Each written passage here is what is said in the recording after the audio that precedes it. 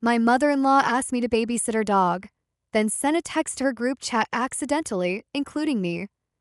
She's useless, but at least she's good for something. Then my husband texted, "Ignore her. You know how she is." I wrote back one word, "Okay."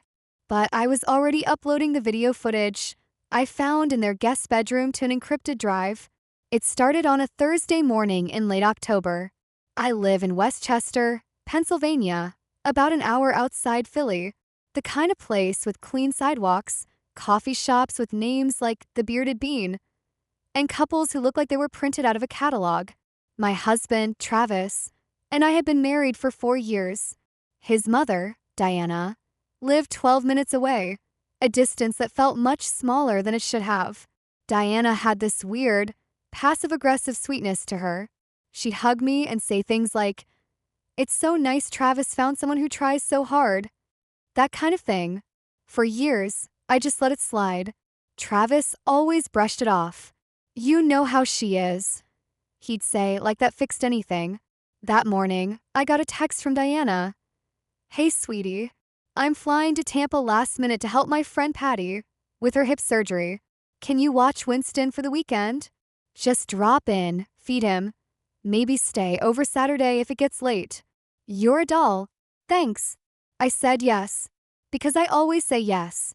I don't have a job right now. I left mine 2 years ago during a company-wide layoff and never bounced back. Not that I wasn't trying, but anyway, I didn't think twice. Winston, her aging Maltese, knew me well. Her house, a 3-bedroom ranch with yellow shutters and fake antique furniture, was a place I'd been 100 times. No big deal. I got there Friday morning. Travis was at work. Diana had already left. I fed Winston, took him out, and since I had nowhere else to be, I figured I'd clean a bit. I always did more than asked. It's who I was back then. That's when my phone buzzed. A group text. I didn't recognize the other numbers at first, but I saw names. Her friends from church, maybe. One of the messages hit, like a gut punch. Diana. She's useless, but at least she's good for something. I stared at it. I felt cold. Then another ping, Brenda.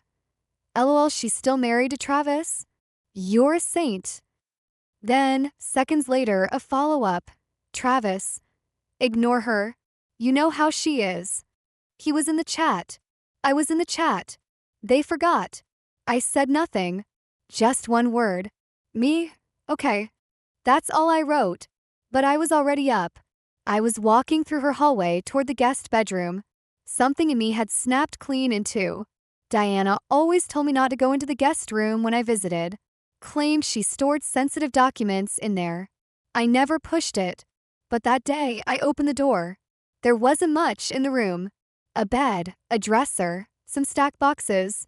But above the bed was a cheap painting of a beach. Something about it looked off, crooked, but more than that. I took it down. Behind it was a small hole in the drywall, barely noticeable. Inside was a black camera, one of those motion-activated types. It had a blinking red light. I stared at it. I was still staring when the camera whirred quietly. Still recording. And that's when I saw it. Beneath the dresser, a mess of cords and a small DVR box, tucked inside what looked like a decorative tissue holder. It was hooked up. Still recording. I followed the wires. There was a USB slot. I had my laptop in my bag. I plugged it in. It was all there. Footage. Months of it. She had recorded everything.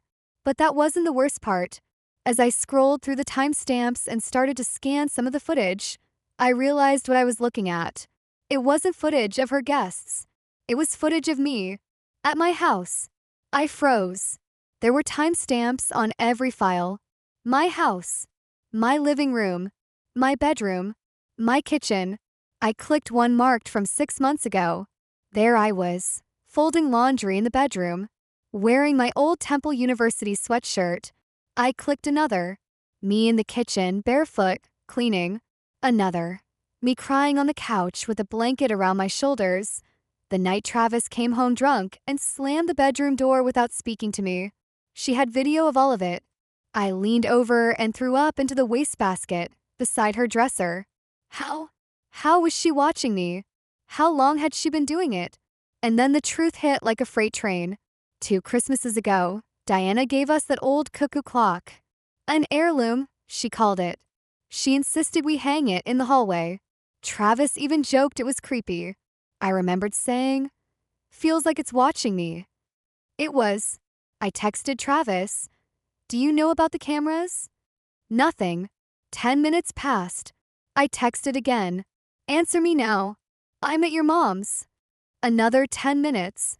Then finally, "What are you talking about?" I didn't reply. Instead, I started copying files onto an encrypted drive I had for job hunting, a backup I barely used. My hands were shaking. Halfway through the transfer, my phone buzzed again. Travis. "You need to leave my mom's house." Travis. "Don't go through her things." Travis. "Seriously, I'm not joking." That was when the floodgates opened. Rage like I'd never felt before. I took a photo of the camera. I took a photo of the DVR. Then I replied, "I'm uploading everything. You better think hard before texting again." Silence. I sat on the floor, still in shock. Winston crawled into my lap. I started crying again. That night, I didn't sleep. I stayed in her house. I pulled out every drawer, every container, every picture frame. I found 3 more cameras, one in a vent, one in a lamp base, one inside a fake book on the shelf, all recording, all storing footage. I copied it all. Then I found a box of old journals in her closet. It was all there. Entries dating back years. She called me names. A parasite. A mistake Travis will regret. Just like her mother, aimless. There were pages about tracking my patterns, how often I left the house, where I shopped. She even wrote about my cycle. That level of sick. That was the moment something broke in me for good. This wasn't passive-aggressive anymore. This was sick, creepy, criminal. Saturday morning, I didn't go home. I went to the Apple store, bought a new phone. Clean. I saved the old one for evidence. Then I drove to a Holiday Inn in Exton and paid cash for 2 nights. I used the hotel Wi-Fi to research everything. State laws. Surveillance without consent. Pennsylvania was a 2-party consent state. What she'd done was a felony. I sent one email. Not to the police. Not yet. I sent it to a woman named Heather Brinson, a journalist who used to write for the Philadelphia Inquirer. She now ran an independent investigative blog about privacy violations, with a few viral stories under her belt. She once exposed a landlord who secretly installed cameras in tenants' bathrooms. He went to prison. My subject line was simple. "I think my mother-in-law is spying on me. I have the footage." Within hours, she replied, "Call me. We need to meet." I called. We talked. I cried while explaining it. She asked careful questions. I answered all of them. She believed me. And she wanted the story. But I didn't just want exposure. I wanted revenge. Heather and I made a plan. Step 1, build a case. Step 2, create backup copies stored in multiple places. Step 3, gather more proof.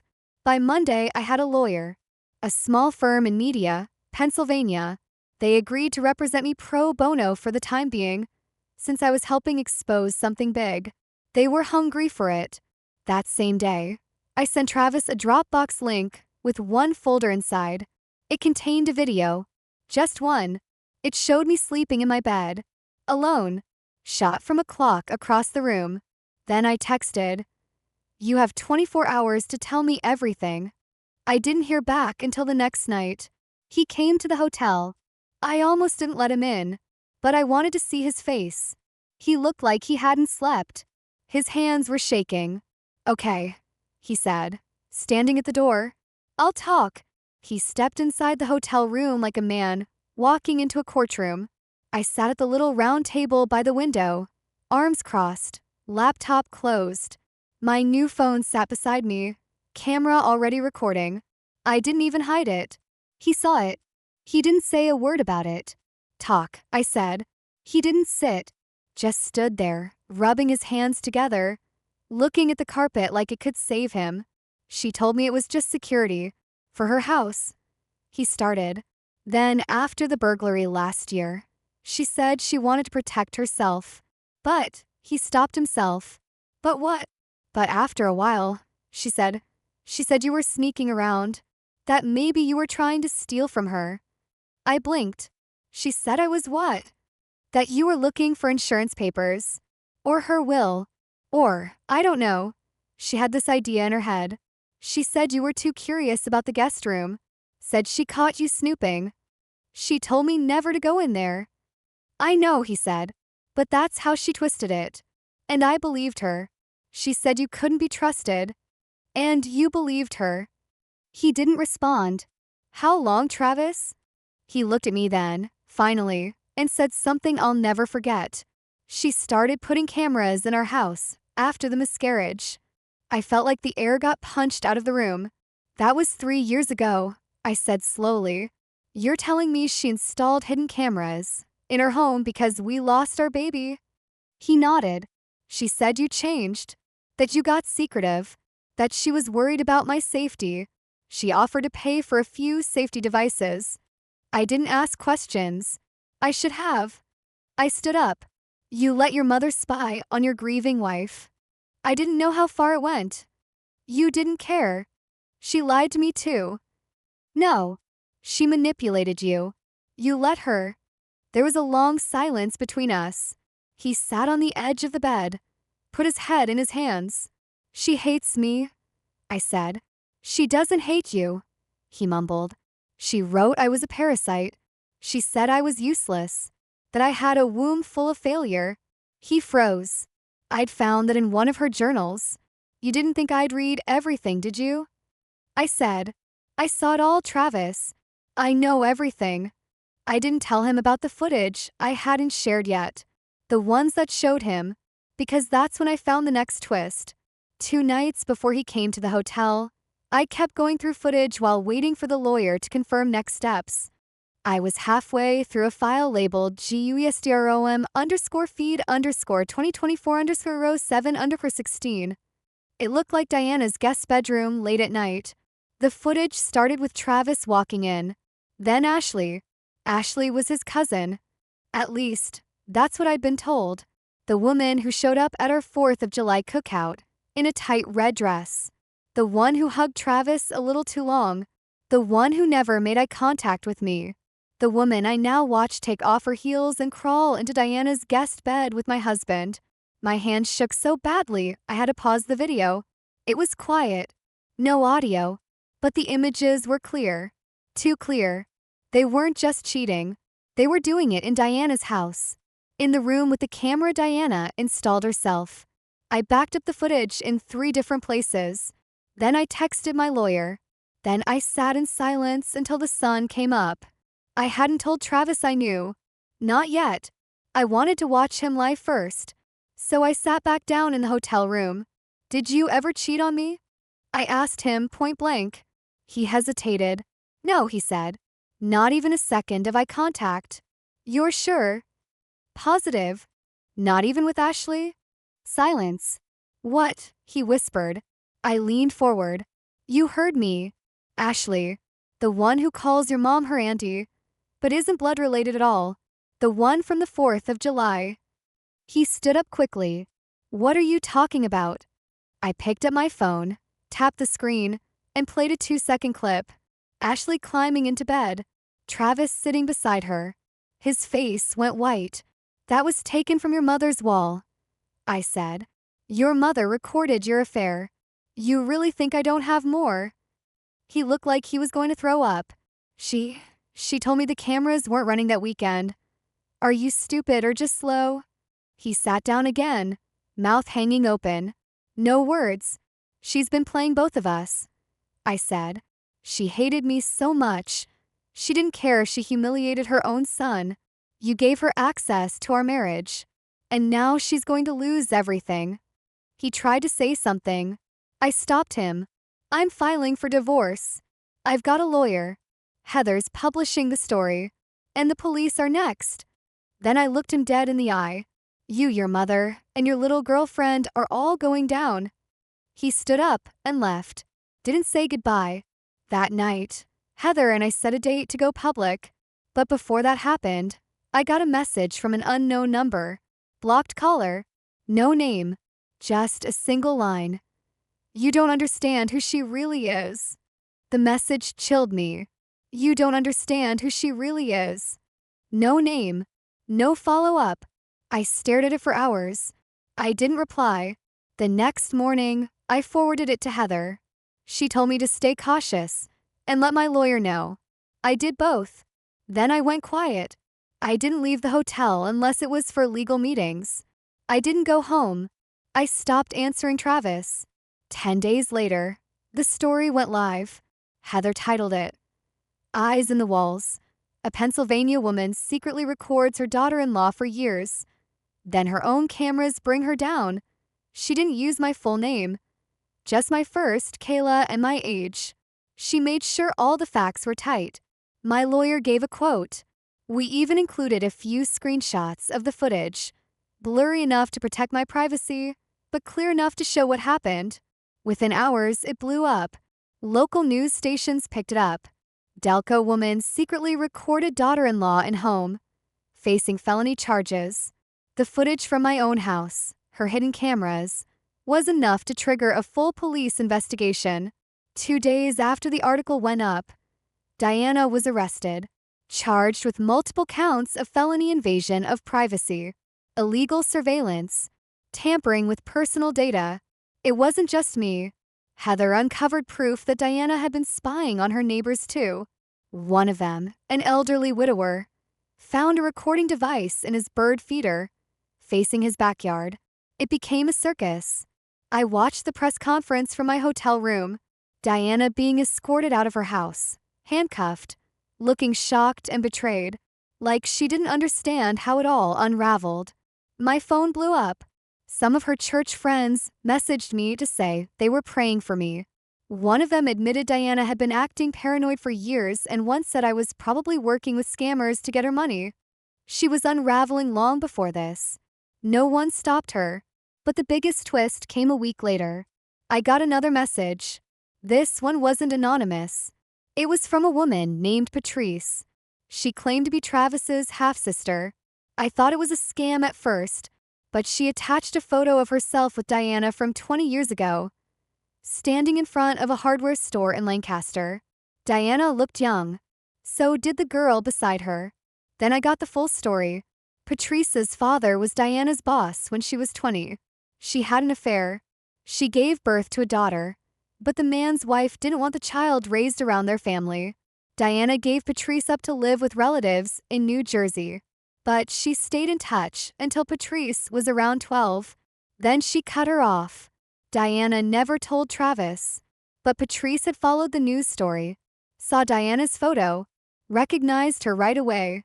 She wanted to help me destroy what was left of Diana's lies.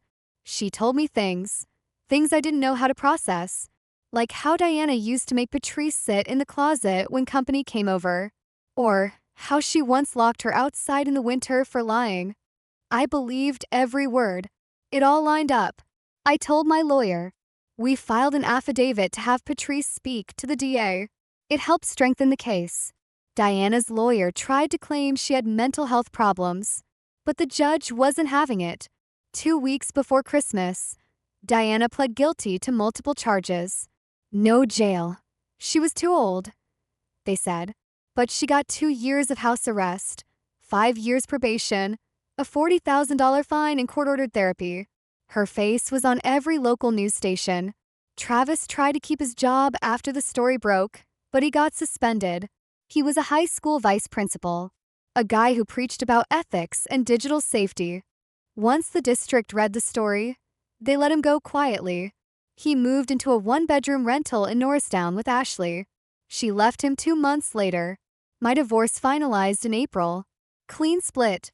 No alimony. I didn't want a cent of his money. I didn't want to hear his name again. But I did hear from one person I never expected. His daughter. Travis had a daughter from a high school girlfriend, a girl he rarely spoke of. Her name was Tara.